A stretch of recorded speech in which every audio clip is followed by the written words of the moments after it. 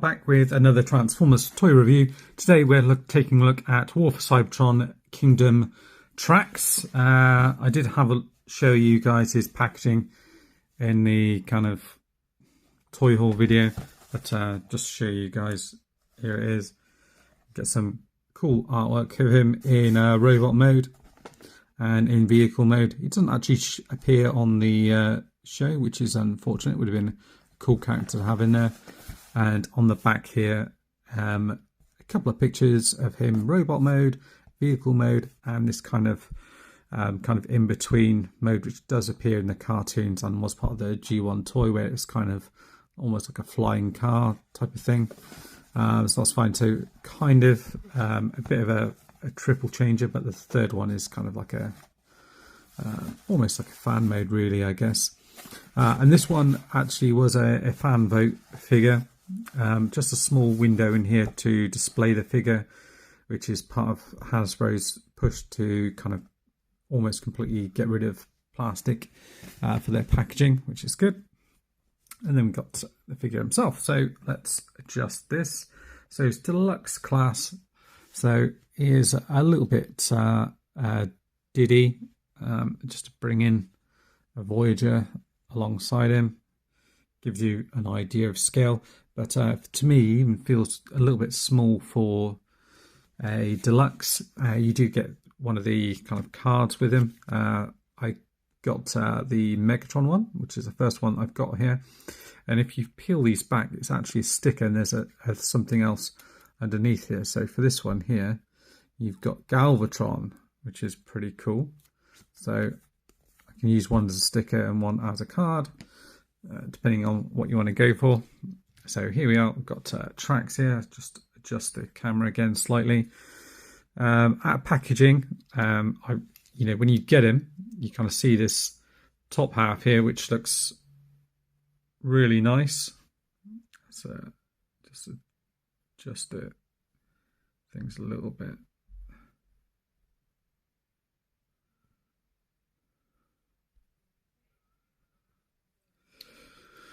But what really stands out is the head sculpt, which is very well done.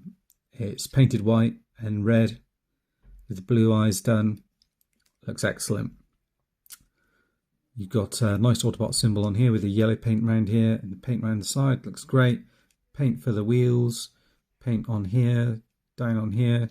These bits are all painted as well. Looks great. So as far as the paint work goes, top notch, and he looks good.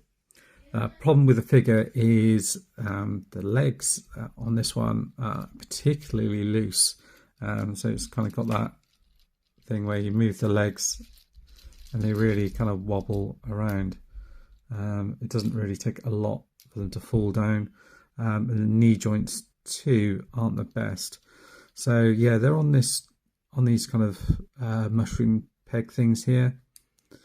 So you do get a good range of motion, but they are just a little bit loose. So and the knees a little bit. So basically you've got like a peg that pegs into here, which isn't like the best connection. So it can come across there. And these bits here are then also supposed to peg into the side here, just there. But again, it's a very loose connection. The peg on that side isn't very long. So these bits can come loose and kind of wiggle about. And then you've got like a real gap down at the bottom here for his feet, which you kind of get away with it when he's standing up. But when you look at it like that, it's quite unsightly. So let's go through the articulation on the figure. The head does rotate around a little bit from side to side. You get a little bit up and a little bit down. Not much side to side, but there is a little bit there.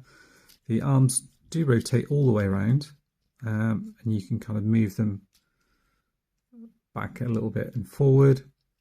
You get rotation at the bicep there, and the arm bends up to there, and the fists kind of move in and out to do with transformation. And you get these two guns, and they can peg in various different places on his hand, on the side.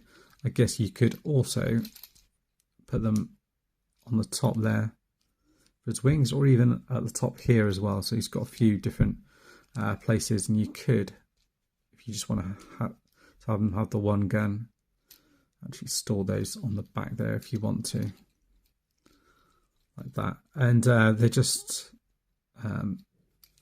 molded plastic. There's no kind of paint on them or anything. One's set in white plastic, the other in black. So not much to write home about there, but nothing too hateful. You do get waist articulation there, which goes right all the way around.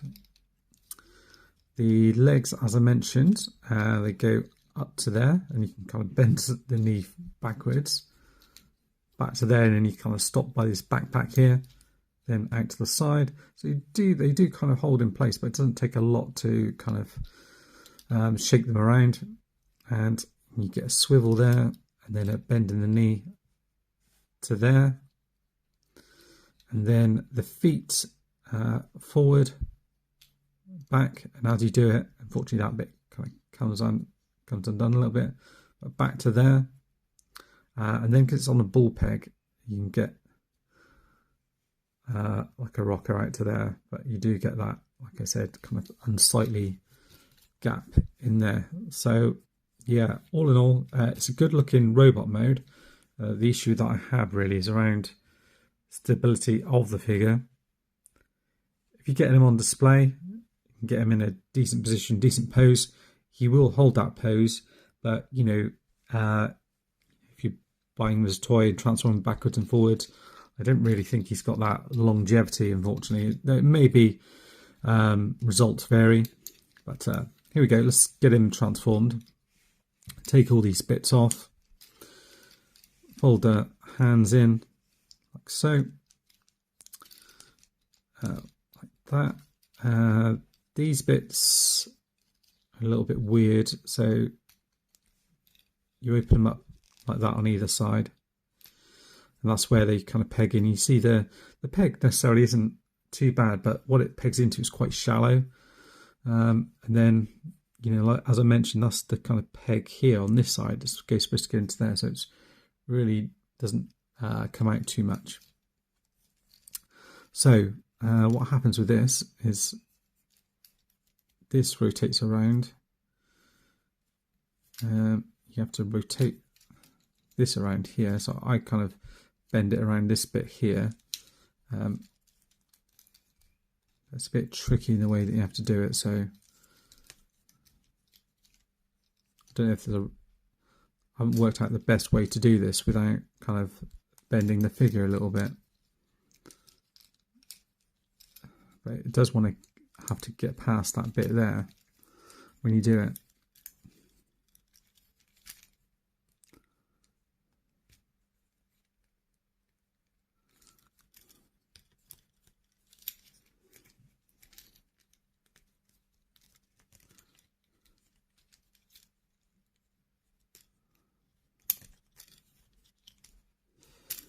So yeah, you kind of, see what I mean? It does kind of clash either way around that you kind of pull it. I'm not sure what the best way to do it is. Last time what I did is I kind of put this up on its side here, and then just kind of rotate it around that way. Did it that way, and that seemed to be the best way to do it. I don't know if that's going to should be the right way to do it or not. That's certainly how I did it last time. And then all of this kind of will then peg together here. So I'll try that again. As you can see, it's a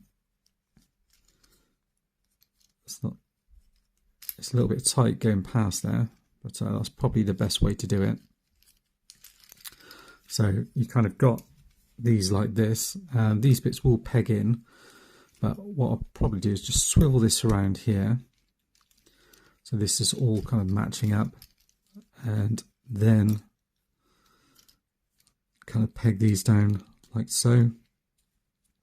So again, they'll want to peg back into there like that, and these peg into each other as well, like that, and these also peg into the side there. So you just want to apply a bit of pressure and then these bits will go in like that. You can kind of move them up and down. Now, what happens here is this whole back piece kind of comes out, so it kind of it swivels around. What's the best way to do it? Yeah, like that. So this bit's kind of like on his head, and whole piece is going to kind of come round and fill in around here. So what you want to do with this bit here is this kind of chest section kind of pops out. So you pop it out from here like that. You can see where it's just pegged in at the bottom there.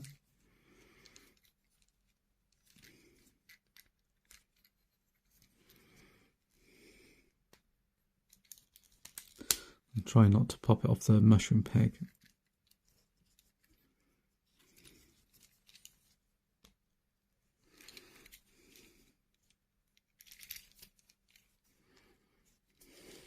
There we go.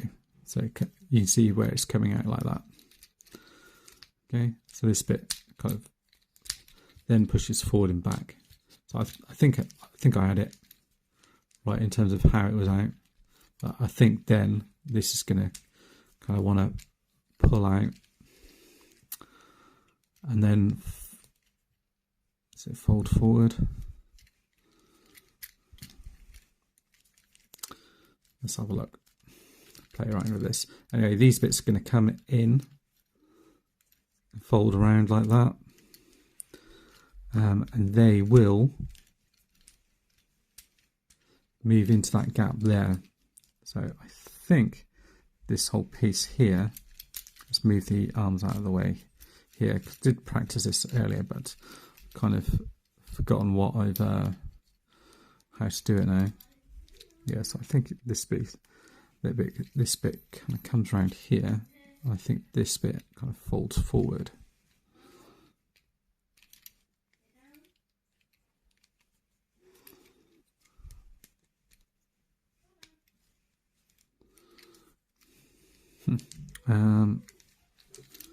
Yeah, I can't remember how to do that now. Let's double check the instructions real quick. Right, so what I realised I hadn't done is actually these leg bits need to actually fold all the way in. So they're actually nice and tight in the bottom here. And then you then peg them over like that. So that then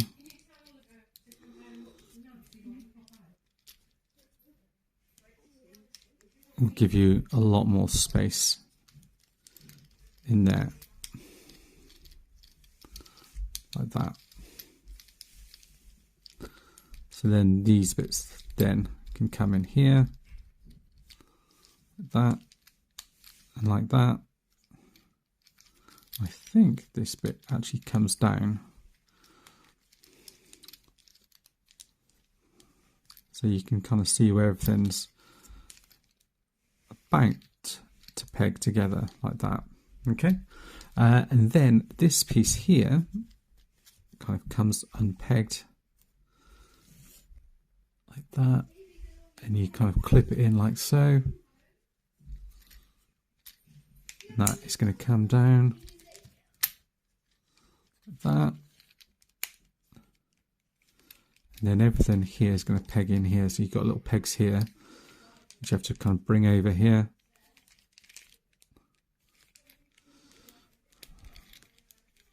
And it's a bit of a tricky one to do actually, because you kind of it's a bit of a mess in terms of trying to line everything up at the same time.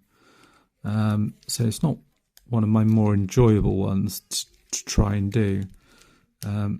So if you can get it in on one side, you can then peg in the other one, which makes it a little bit easier. The key thing really is getting these bits done like that. And this bit here, just underneath. And once you've done that, this side piece here will click in, and everything then, once it's in, and it clicks in well. It's just trying to get it to that point, so it is a little bit fiddly. And you fold those wing bits underneath, and then you've got him in his vehicle mode. He rolls nicely.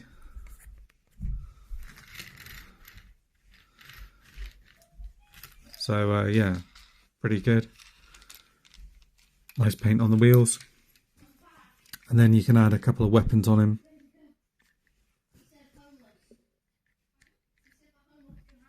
Like that. And then if you want your jet mode, you flick up these bits here, here, like that. And then you want to pull this bit out,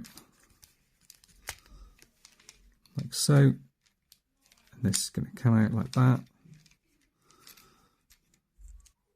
Pull it out like that. And like so. And then you just do the same on the other side, like that, like that. Rotate everything around, have the wheel that's facing up.